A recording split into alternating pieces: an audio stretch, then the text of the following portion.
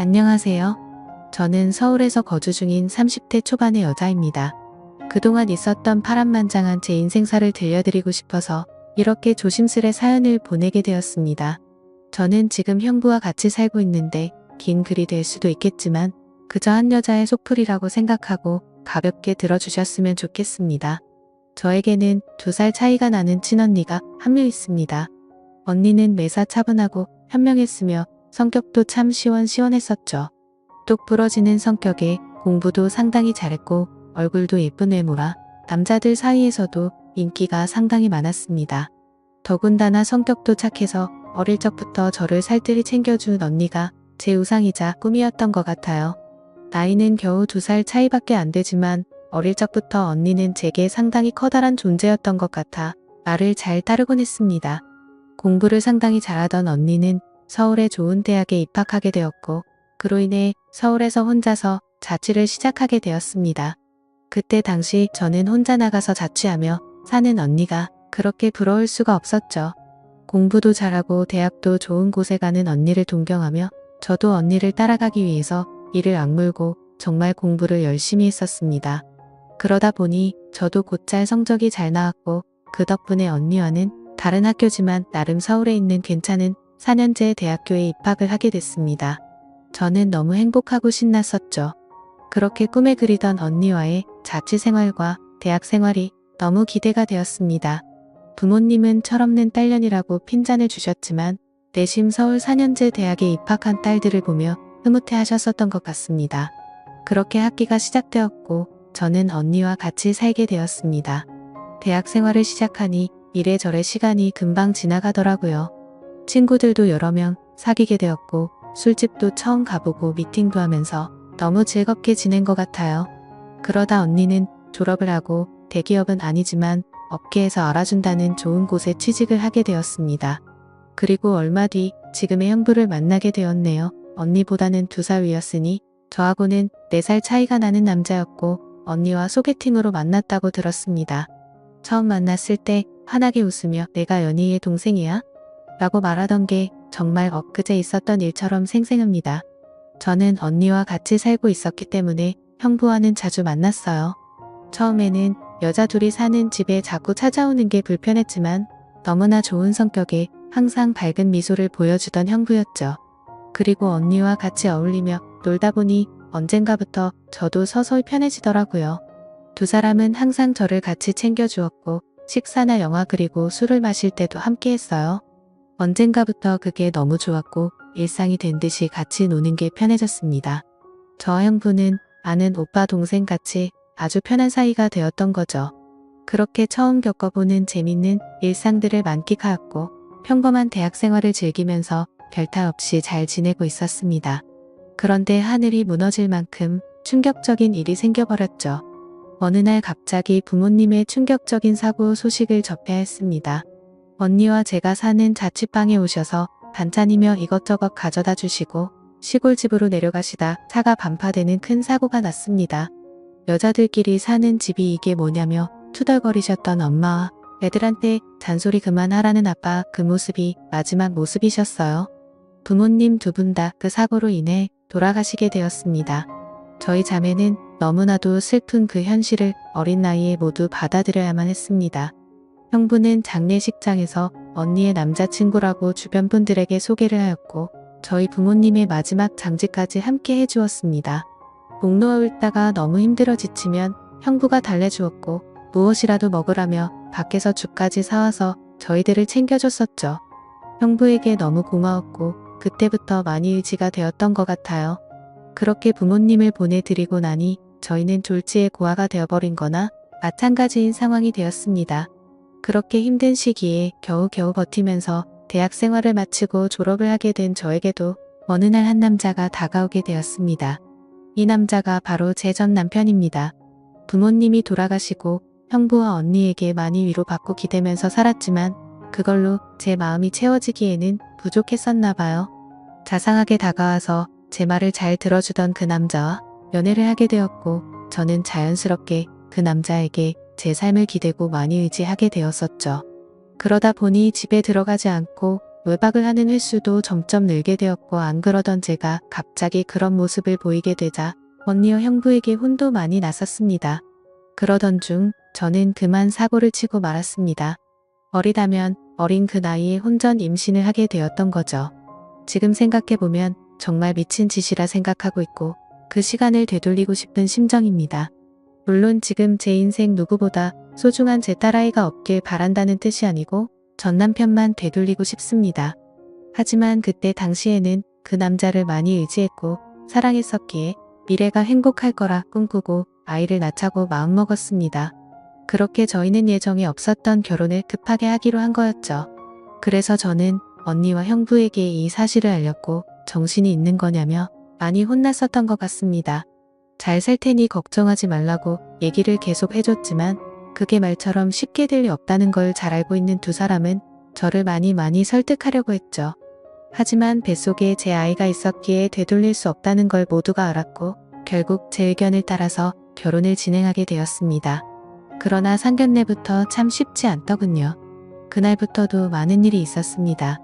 언니와 형부가 상견례 자리에 나와주었고 어른은 없냐며 대놓고 무시하던 시댁, 그리고 그런 경험을 처음 하면서 괜찮은 척하며 땀을 뻘뻘 흘리면서 시댁의 비위를 맞춰주던 형부 매사에 정확하고 똑부러지던 제 언니도 저를 위해 성격 죽이고 이리저리 무사히 상견례를 끝마쳤네요. 남자친구와 저는 어린 나이에 목돈이 없었기에 시댁에서 마련해 주신 15평 남짓 되는 빌라에서 아이를 출산하였고 신혼생활을 시작하게 되었습니다. 그런데 제가 꿈꾸던 결혼 생활과는 정반대였습니다. 연애하던 시절에는 항상 저를 착하게 대해주던 남편은 결혼을 하고 난 뒤 마치 다른 사람처럼 180도로 바뀌었습니다. 잦은 음주와 외박 그리고 저에게 욕설까지도 서슴지 않았습니다. 처음에는 단순히 벌어지는 실수라 생각되어 넘어갔지만 그게 점점 도를 넘어서더니 어느 순간부터는 제게 몹쓸 짓까지 하더군요. 부모가 없어 네가 개념이 없다며 욕을 하고 언니와 형부까지 싸잡아서 욕을 했습니다. 어리다면 어린 나이에 그 얘기를 듣고 있자니 서름에 복받쳐서 아이를 안고 많이 울었던 것 같아요. 하지만 저는 언니와 형부에게 제 상황을 이야기하지 못했습니다. 잘 살겠다고 큰 소리 뻥뻥 치고 강행했던 이 결혼, 지금 제가 이런 대접을 받고 힘들게 산다는 사실을 안다면 언니와 형부가 너무 슬퍼할 걸 잘 알았거든요. 그렇게 저는 힘든 하루하루를 살아가던 중 언니와 형부는 결혼을 하게 됐습니다. 저는 그 당시에 많이 힘들고 지친 마음이었지만 누구보다 그 둘의 결혼을 축복했기에 밝게 웃으며 축하해 주었습니다. 그리고 저의 불행한 일상이 2년쯤 지났을 때였습니다. 남편의 폭언과 만행은 점점 더 심해졌고 어느 날부터는 술집 다니는 여자와 외도를 하는 사실까지 알게 되었습니다. 많이 믿고 결혼한 사람이었기에 그런 현실들이 너무 많이 힘들었어요. 그래서 저는 이제는 이 사람과 어떻게든 정리를 해야겠다고 생각하고 있었을 때였습니다. 하지만 현실적으로 이혼하고 나가면 어떻게 살까라는 생각이 들었고 아직 이렇게 조그마한 딸아이와 내가 잘 살 수 있을까 걱정이 들었습니다. 부모님께서 살아계셨으면 내가 돌아갈 곳이 있을 텐데 하는 슬픔에 잠겼죠. 그러다 힘들어 지쳐 딸아이를 데리고 언니를 보러 집으로 찾아갔습니다. 저는 아무런 일 없다는 듯 언니와 식사를 했고 평소대로 일상적인 대화를 나누었습니다. 언니와 식사를 하고 있는 중에 형부가 퇴근하여 집으로 들어왔고 저를 보며 반갑게 맞아줬습니다. 언니네 오게 되면 딸아이 선물도 챙겨서 들어오게 미리 얘기 좀 하라고 하는 형부, 이렇게 정감 있는 인사를 해주며 제 머리를 쓰다듬어 주더라고요. 그런데 얼마 전 남편에게 밀쳐져서 넘어지다 찢어졌던 부분을 건드렸고 저도 모르게 비명 소리를 내게 되었습니다. 형부는 깜짝 놀라서 뭐냐고 왜 그러냐고 계속 물어봤죠. 저는 사실대로 말할 수 없어 눈을 못 마주치고 있는데 걱정을 해주는 모습을 보고 있으니 저도 모르게 서름에 복받쳐 갑자기 눈물이 흘렀습니다. 뭔가 이상하다는 느낌을 감지한 건지 형부는 제 몸을 계속 살폈고 눈에 띌 만큼 표정이 급격히 경직되면서 변해갔습니다. 형부는 남편 놈이 이런 거냐고 솔직히 말해보라며 저를 다그쳤고 저는 아니라고 계속 부인했지만 하염없이 나오는 눈물이 제 말이 거짓이라고 저를 대신해서 대답해 주었죠. 결국 그날 그동안 있었던 모든 일에 대해서 솔직하게 말을 했고 형부는 화를 내면서 그 늦은 시간 저를 이끌고 저희 집을 찾아갔습니다. 술을 좀 했는지 소파에 누워서 뒹굴고 있는 남편을 사정없이 멱살을 잡고 흔들기 시작했습니다. 네가 사람 새끼냐고, 어떻게 여자한테 그럴 수 있냐며 계속 욕을 했죠. 남편은 그러다 넘어지면서 가구에 부딪혔고 악을 쓰며 소리를 질렀습니다. 형부는 그때부터 정신이 조금 들었는지 잠시 숨을 고르더라고요. 일단 이 상황이 정리가 되어야 할 것 같아 형부를 밖으로 데리고 나가려는데 갑자기 남편에게 무릎을 꿇으면서 이야기를 했습니다. 우리 처제 어디 가서 이런 대접받을 나이 아니라고. 제발 잘 좀 대해주면 안 되겠냐고. 내가 실수해서 다쳤으니 속 풀릴 때까지 자신을 때리라고 하더군요. 제발 부탁을 한다면서 말이죠. 남편은 그런 형부와 울고 있는 저에게 지금까지 해왔던 것 그 이상의 온갖 욕설을 뱉으며 경찰에 신고를 했습니다. 경찰이 와서 일단 상황은 종료되었지만 절대 합의는 하지 않겠다는 남편 때문에 형부는 결국 재판까지 받게 되었습니다. 자세한 내용은 형부가 절대 말해주지 않아 그 후 어떤 처벌이 이루어지게 됐는지는 지금도 잘 모르겠습니다.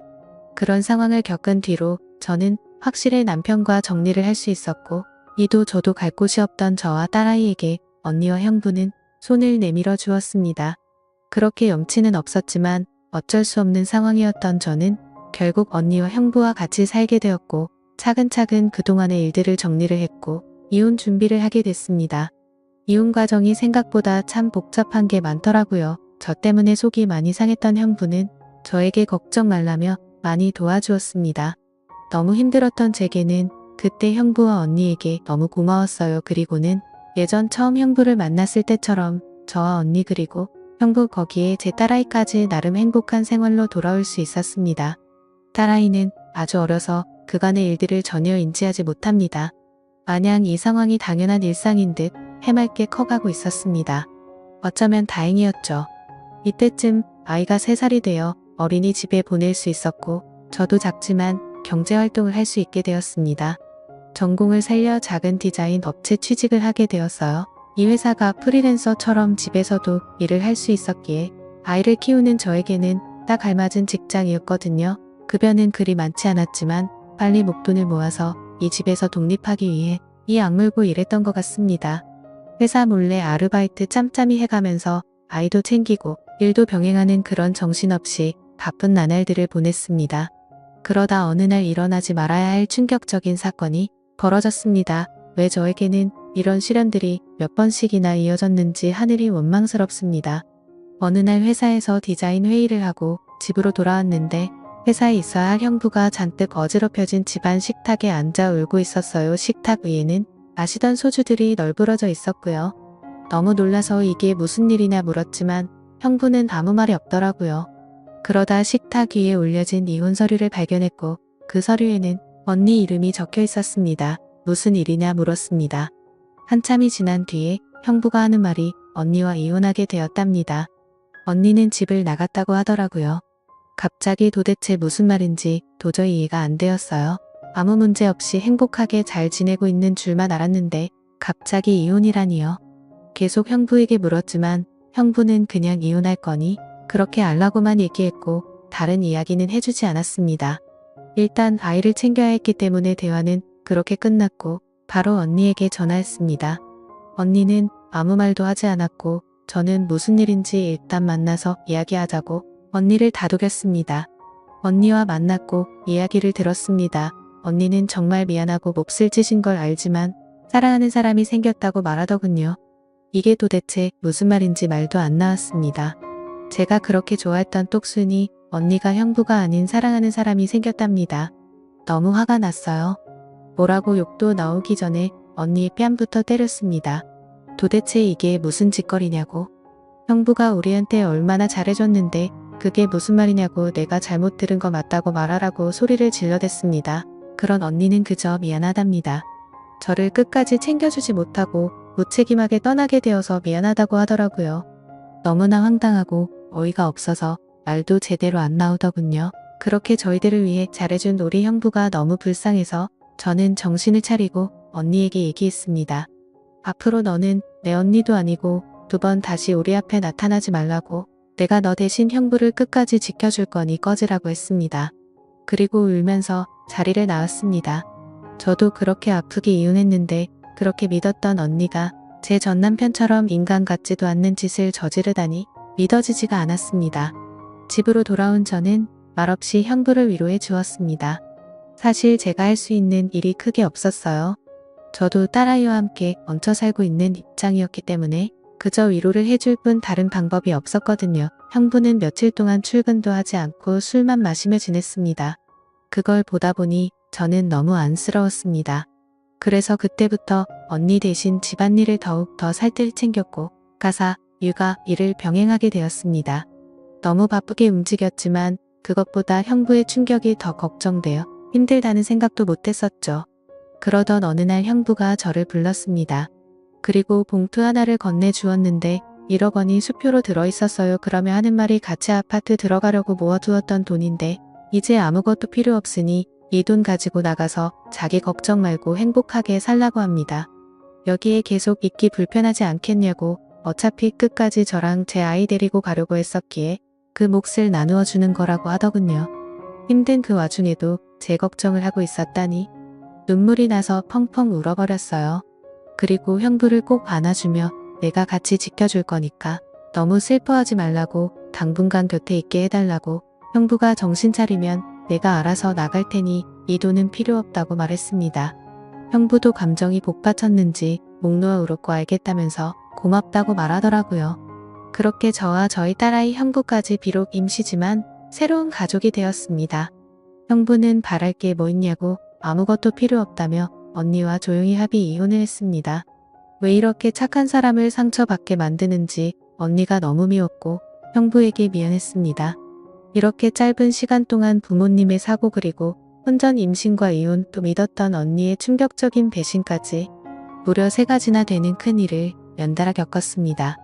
형부는 이혼을 한 뒤로 정신을 차리고 일상으로 돌아왔습니다. 저도 마찬가지고요. 서로 많이 의지를 해가며 바쁜 나날들을 보내고 있습니다. 언니가 떠난 충격을 온전히 떨칠 수는 없었지만 그래도 그 슬픔이 어느 정도 가셨을 무렵 작은 월세방을 얻어서 나간다고 형부에게 말했죠. 어느 정도 일상이 제자리를 찾은 것 같아서 제가 살 길을 찾아가겠다고 말했더니 여기가 너희 집인데 어딜 가냐고 화를 내더라고요. 이제 우리 가족인데 어딜 나가냐고요. 끝까지 서로 의지하자며 저를 붙잡더라고요. 형부를 위해서도 이건 아니다 싶어 완강히 거절했지만 이런저런 실랑이 끝에 형부에게 너무 고마운 마음이 들었습니다. 결국 저는 형부의 손을 놓을 수 없었습니다.